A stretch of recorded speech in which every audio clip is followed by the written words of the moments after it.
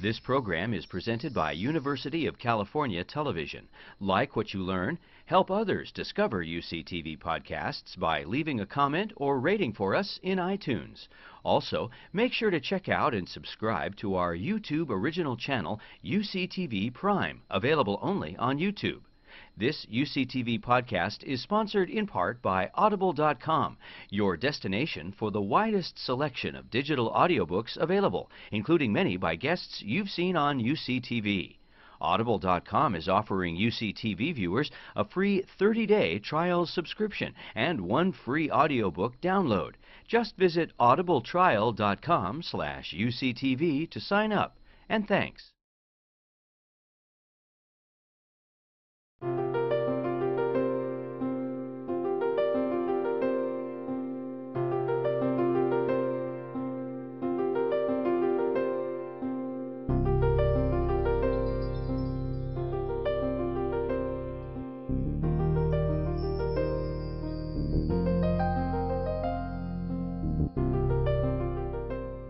Hi, thank you for staying and attending this third session today on how sleep is related to diet, physical activity, and stress. So it's going to be very interesting in this session to really start to understand how some behavior and stress changes with regard to sleep.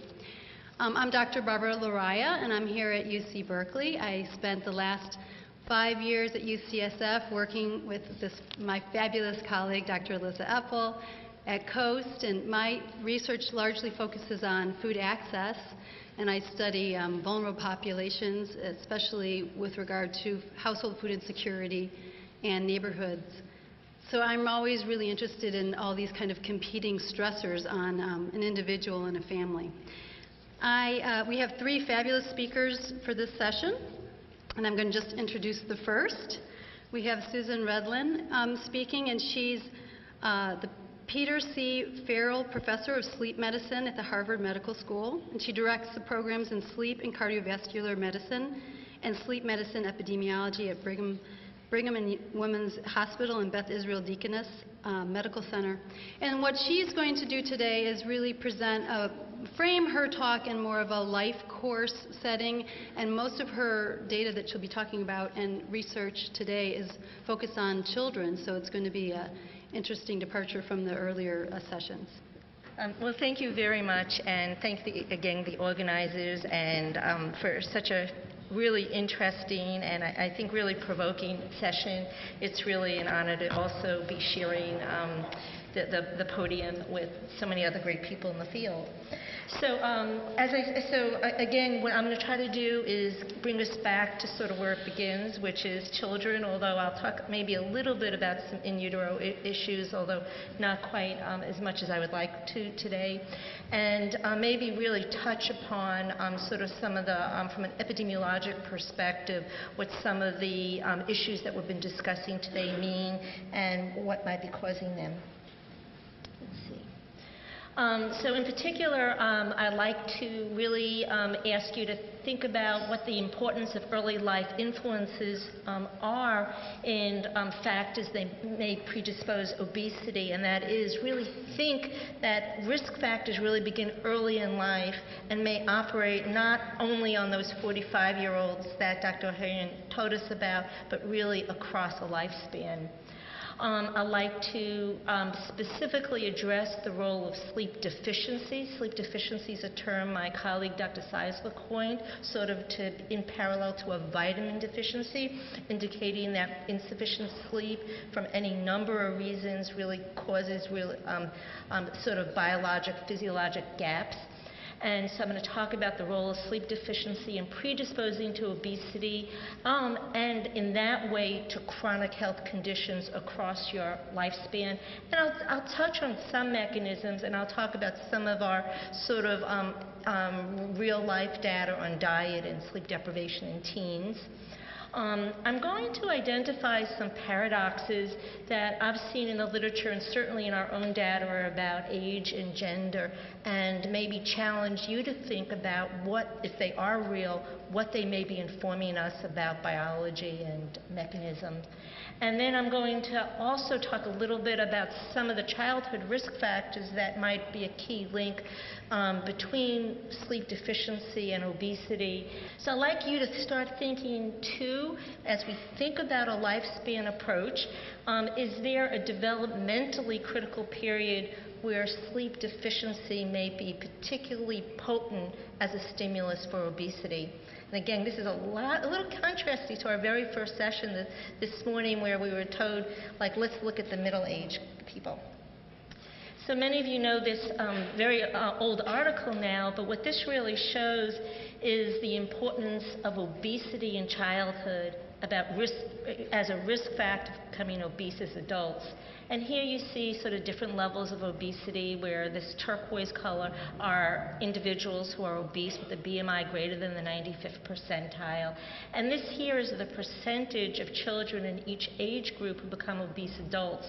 And you could see that the obese child, especially, even early in childhood, but especially the obese teen, has a huge likelihood of becoming an obese adult.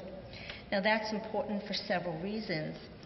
And in particular, one of the things that we know is obesity in childhood not only predicts obesity in adulthood, but obesity in childhood predicts all kinds of other health problems in adulthood. So in this one study, for example,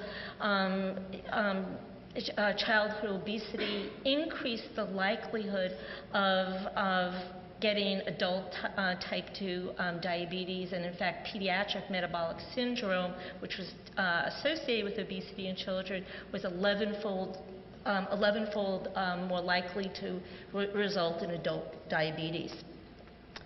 And in fact, a lot of literature now really indicates that obese children have increased rates of diseases in adulthood, not only in childhood, including asthma, coronary artery disease, diabetes, various cancers, and also that obese adolescents over the course of their lifespan have a 30 to 40% higher adult mortality rates compared to teens with median BMI levels. And this is really from data across the world, from the Netherlands, from Switzerland, and even a 50-year study from the US. And as we heard very eloquently, of course, from Dr. Van Kuder, there has been an obesity epidemic, and unfortunately children have not been spared of this. And here's again, this data is even a little bit old, but the prevalence of obese children, both boys and girls, both from ages 6 to 11 and 12 to 19. And we could see over time, and that's really the most recent is orange, that we are, as we heard today, faced with about 20% of obese children. Now, we also heard that as we're wrestling with this obesity epidemic, we are wrestling for causes and leverage points to intervene. So obviously there are genetic factors, and in fact here's the same Botero family that we saw before, but clearly the gene pool is not really changing, although there may be epigenetic changes, which would be a very, very exciting topic to talk about another time. Clearly, there's diet and portion size and soda consumption have been alluded to, and changes in our lifestyle, opportunities for rigorous activity and sedentary behavior. However, as also been really the emphasis or the incentive for today's conference is now there's increasing attention that there's other risk factors. And we've talked a bit about sleep deprivation, and I'll talk a little bit more about that. But I also wanted to point out that another whole area is not only really restricted or insufficient amounts of sleep, but the potential misalignment of when we sleep relative to our normal circadian clock. And I don't have time to talk about this in much detail, but do want to mention that work from sort of the division that I'm at the Brigham and Women's Hospital, Dr. Seisler and so on, and others have really shown very well that our body's peripheral and central clocks are really exquisitely synchronized. And if in fact we eat at times that our body expects us to be sleeping and vice versa, we may be at really, our body may respond with abnormal levels of inflammatory responses, blood pressure, cortisol, and in fact that may be one explanation of why shift workers are at increased risk of obesity. So now let's not only has obesity been increasing in children over time, but sleep deprivation has as well. And in fact, Dr. Seisler likes to quote that really in the last century, we've lost on average of 1 to 2 hours of sleep a night. And I think this is particularly relevant for teenagers. Those of you who are parents of teenagers probably think I'm underestimating this problem, but 33 to 40% of teens do not get recommended hours of sleep per night, which is physiologically estimated to be 9. And in fact, some data that I'll show in just a bit later also indicates that there are vulnerable groups of the population, in particular minority children, where in fact sleep deprivation is really high. And in one of our studies, for example, we showed that 10-year-old black boys were 5 times more likely to go to bed after 11 p.m. than 10-year-old white girls. Now, we've heard about some of the links between short sleep and obesity in earlier talks, but again, I like to emphasize that this data is very, very consistent in childhood.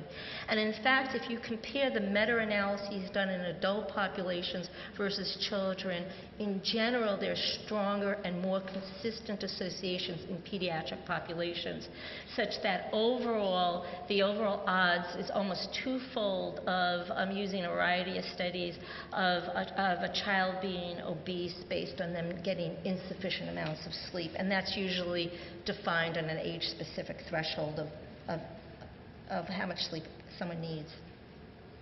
Now I'd like to review a few articles that really hammer in that point a bit more, and these are some of my favorites for different reasons.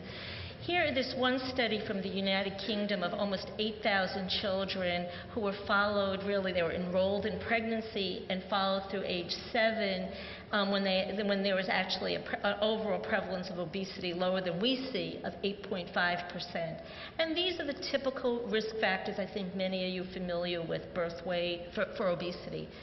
Birth weight, maternal smoking, parental obesity, very strong, again, genetic risk factor, TV watching, that sedentary behavior. But this group, even back when this wasn't such a hot topic, thought about asking about infant sleep.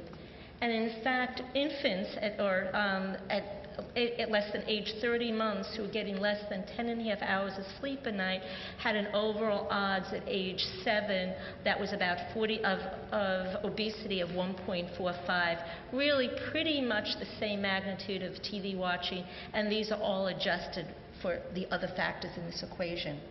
So here we have sleep in infancy being a very significant risk factor for obesity in later childhood, with an effect similar to TV watching. Now, we heard about some of the Project Viva data this morning. Elsie Taveras, who's a close colleague of mine, has also looked not only at maternal sleep, but the childhood sleep. And I'd like to again point out this lovely work. This was on almost 2,000 children. And it was a population-based sample where, again, the children were enrolled in utero. And what she showed here is a progressive increase in the prevalence of overweight really associated with short sleep in infancy. And you could see, in fact, when infants were getting less than 11 hours of sleep, they were the overall prevalence of overweight was about 14%, whereas when they were getting 13 or more hours of sleep, it was about 6%.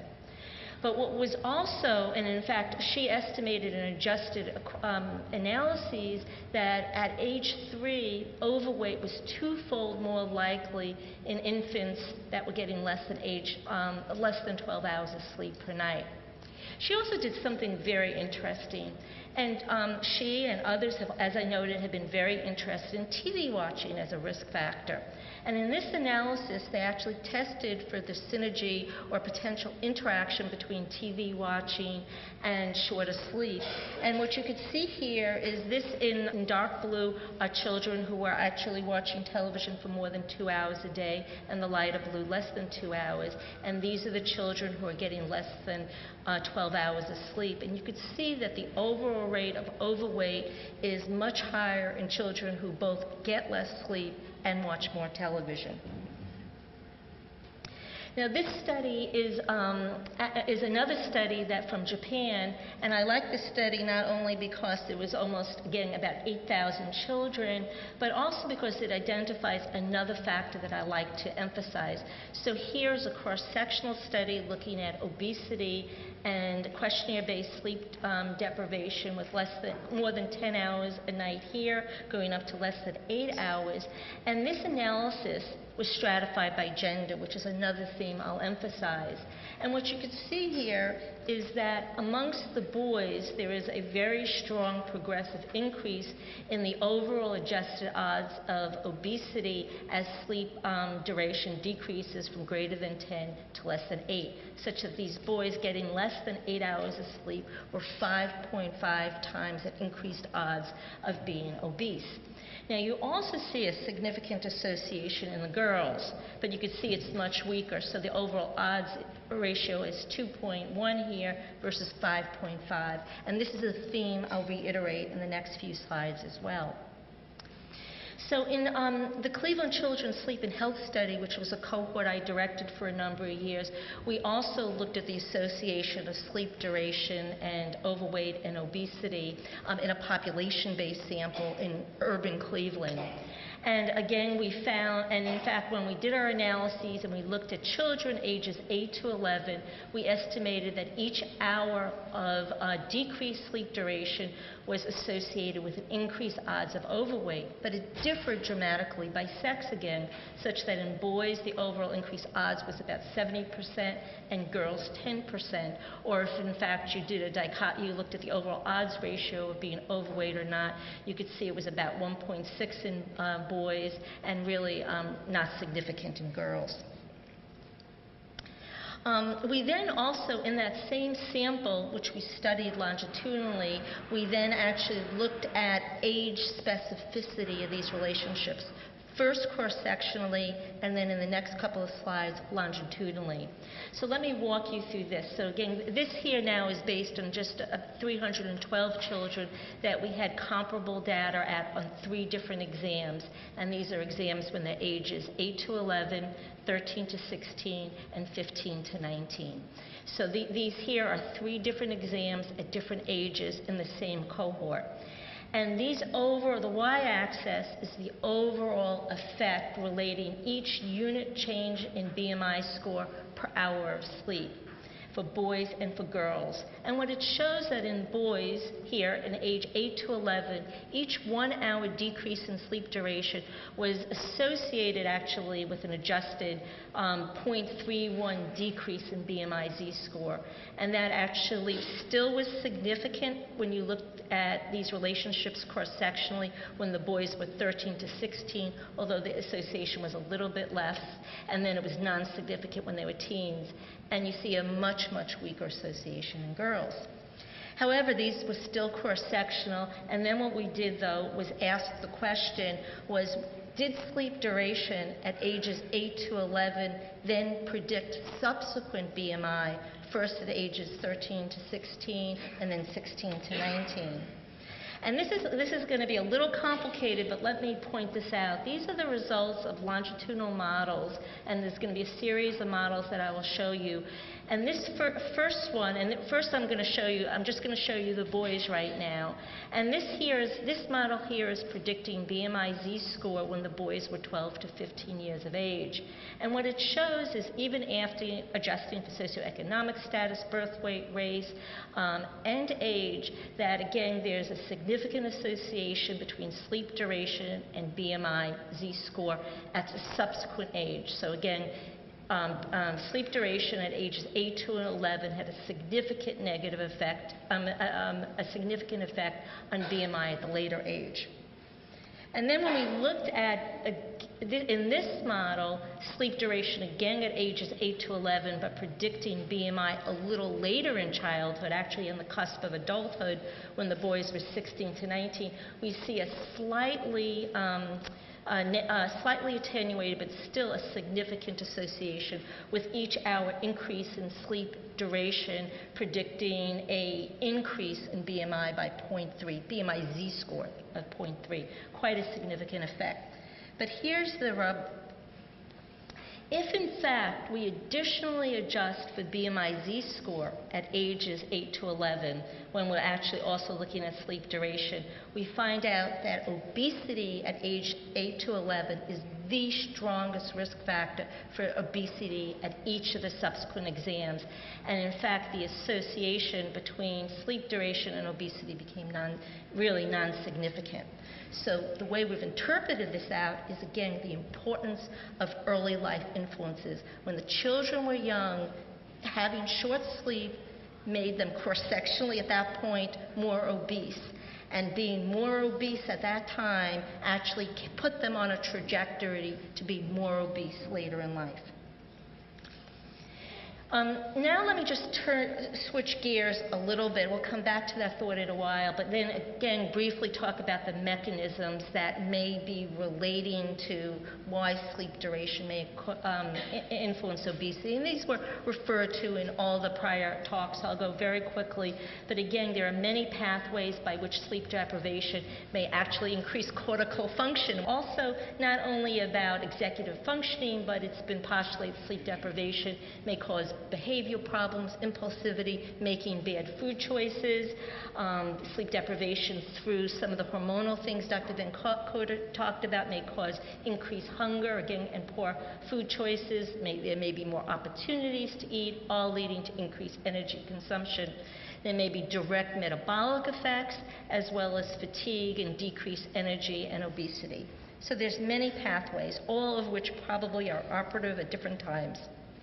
So we tried to look at one of one of the first areas, and that related to behavior. So again, in this study of about here it was 819 children, where we not only had daily sleep diary information to look at sleep duration, but we also did extensive behavioral testing. These are the childhood behavioral checklist, the CANA's parental rating scale, the parental stress index, and we looked at a whole lot of factors, including internalizing, externalizing behavior. So unadjusted, we actually, again, for each decrease in 1 hour of sleep, we have an increased odds of overweight of 1.47. Then we adjusted for all these other factors, and there is no change.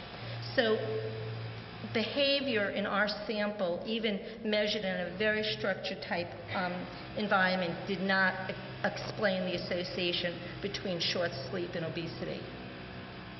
Now, we've heard about the hormone and appetite hypothesis eloquently from Dr. Van Coter, but let me just sort of refer to some work from the Wisconsin sleep cohort, because this takes it away from the experimental setting to the population-based setting. And here was actually just a plot in the Wisconsin cohort of adjusted levels of leptin on this axis and adjusted levels of ghrelin. And again, you see that with decreasing sleep duration in a population not manipulated, you get the expected differences with decrease in leptin and increase in ghrelin that Dr. Van Coter would have predicted from her experimental models.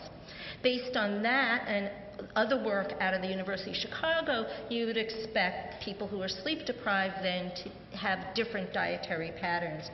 So we actually were interested in testing this really in a real-world setting, again in the same cohort that I talked to you about before, but this time we actually focused in our teens who are ages 16 to 19, all of which not only had questionnaire data on sleep, but we had 1 week actigraphy data on sleep, we had accelerometry data on physical activity, and we had 2 to 3 24-hour food recalls in order to characterize their dietary consumption.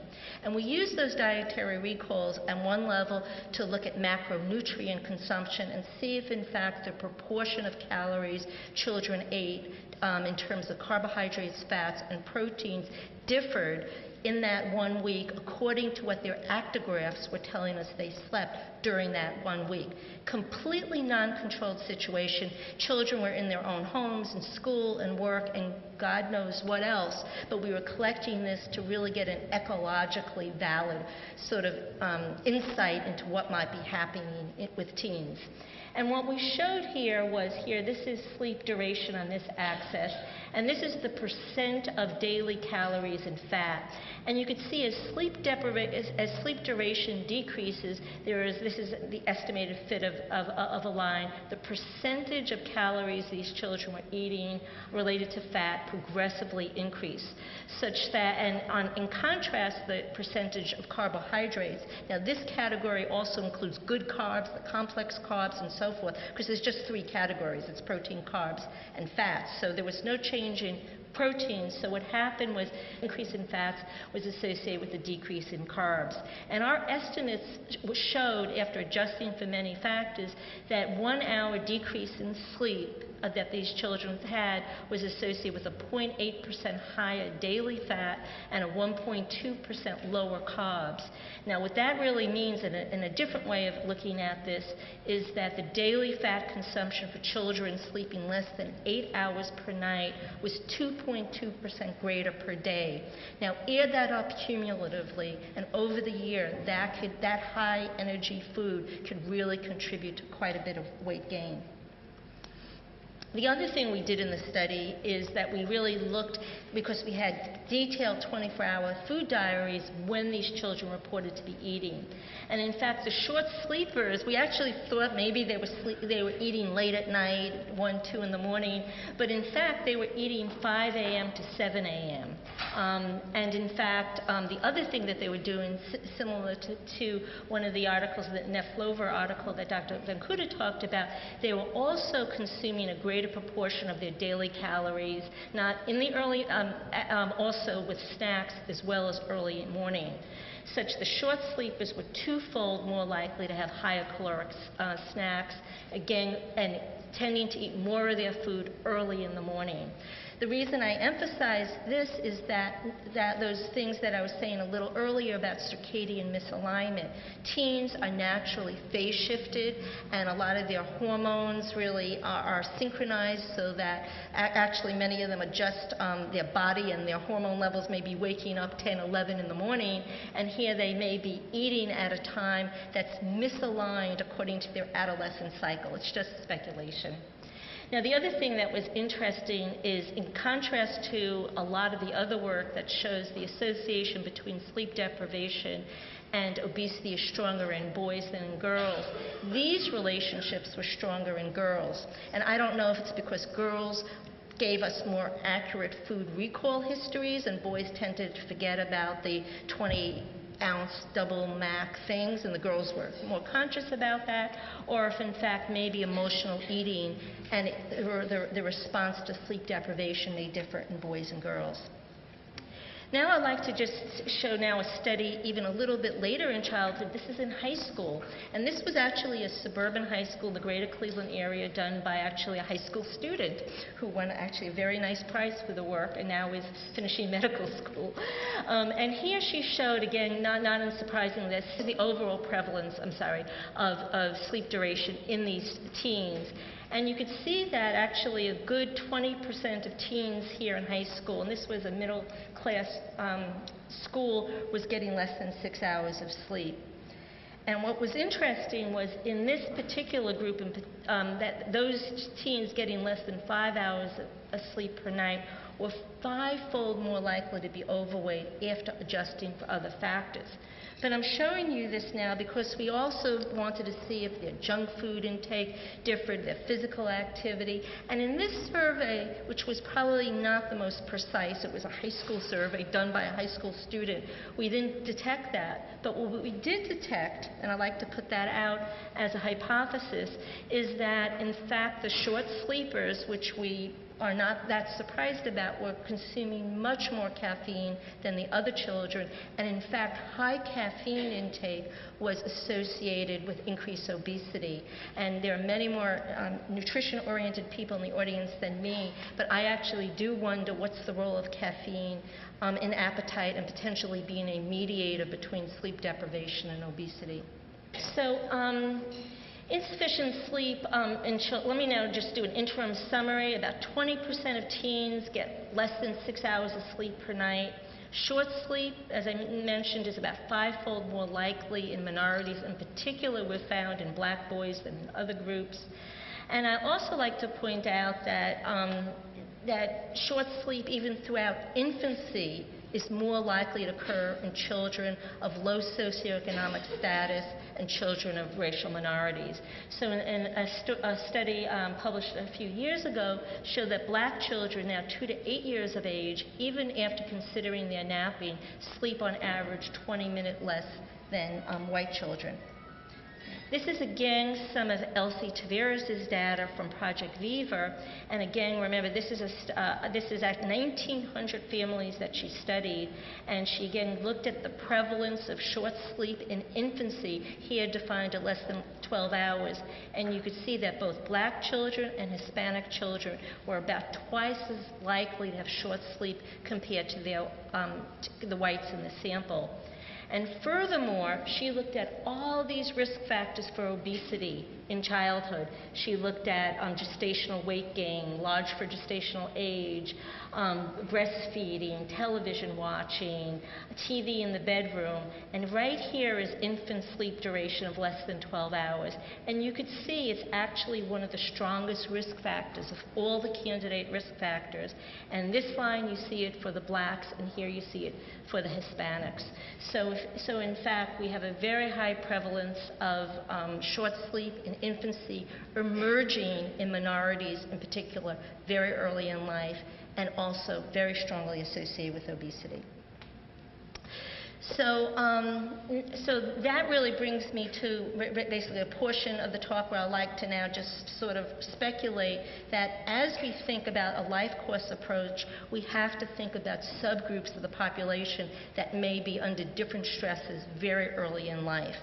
And in fact, it does seem that minority children are more likely to be at risk for obesity and all those chronic diseases, but they are also more likely to be at risk for short sleep.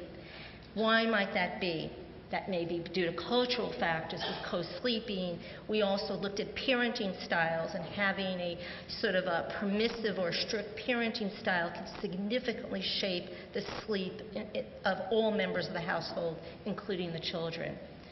Clearly, we're interested in adverse physical environments, and in fact, many of these children live in environments that are noisy, have adverse light exposures. Many children don't have their own bedroom. Also, children from many low-income areas may be exposed to environmental tobacco smoke and pollution, and in a couple of slides I'll show in a minute, that itself may predispose to both poor quality sleep as well as the disorder sleep apnea in children. There also are perinatal factors that may preferentially affect children of low socioeconomic status and minorities, and it's been shown that low birth weight actually may adversely affect the development of the brain and the sleep and circadian centers, and that's also been supported by some epidemiologic work from Europe. And finally, as I alluded to, is that sleep may be or the environment may actually really have significant epigenetic factors that may shape both brain development influencing sleep as well as other pathways on the way to diabetes and obesity. And finally, there's also the issues of children who come from households where parents are working multiple jobs, are stressed themselves with home chaos and shift work impairing their sleep. So children from some of these backgrounds have multiple biological, environmental, and social factors that may be contributing to their poor sleep and being an additional whammy, increasing their risk factor for obesity and other life problems. So, and this here is actually some recent data from a colleague of mine, Dr. Storfa Iser, who looked at something very interesting. I hope it doesn't disturb any of your working mothers in the audience.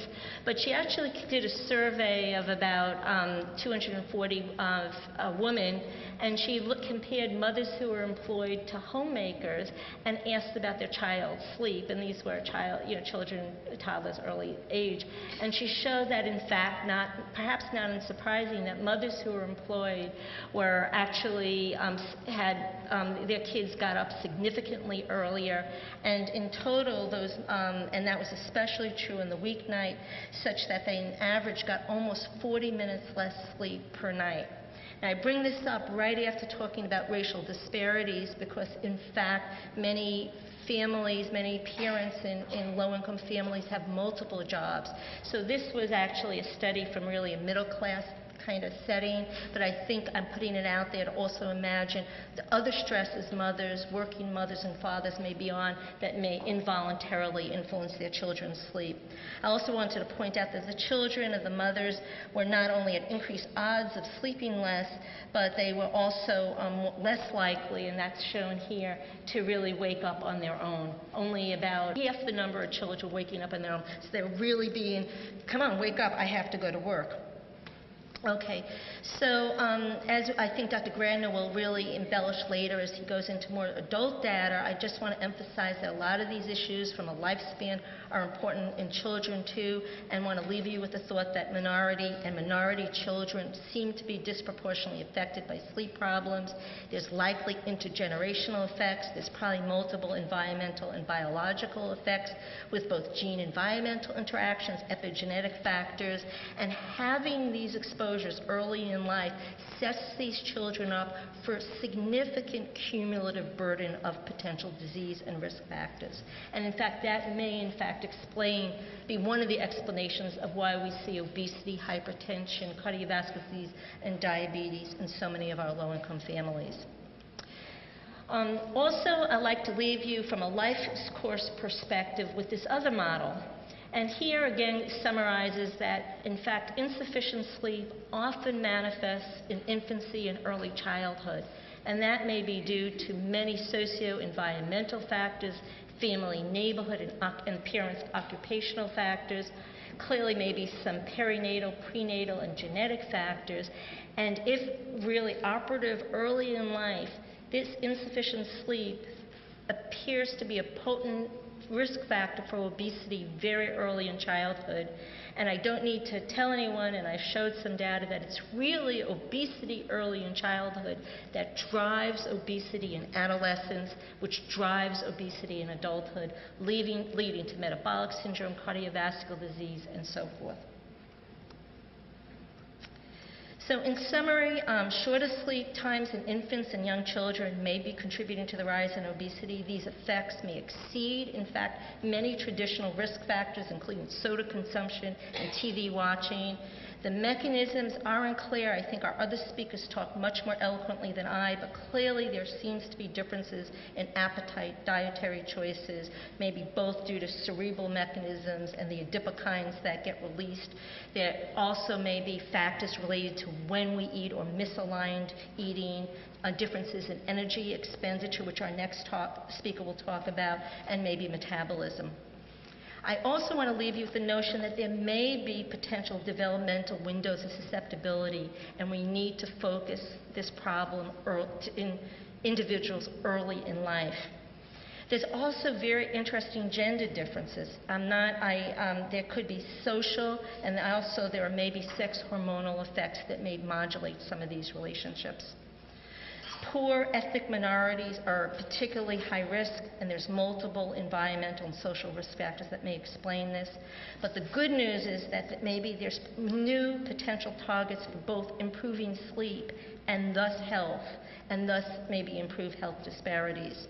So rather than fat for life, I think what we really need to do is start really having prescriptions for healthy, active living. This is something from the American Academy of Pediatrics, the 0125, 5 foods, and so forth. But I like to say that we need a 9 for children. That is, get enough sleep every night to feel awake in the morning.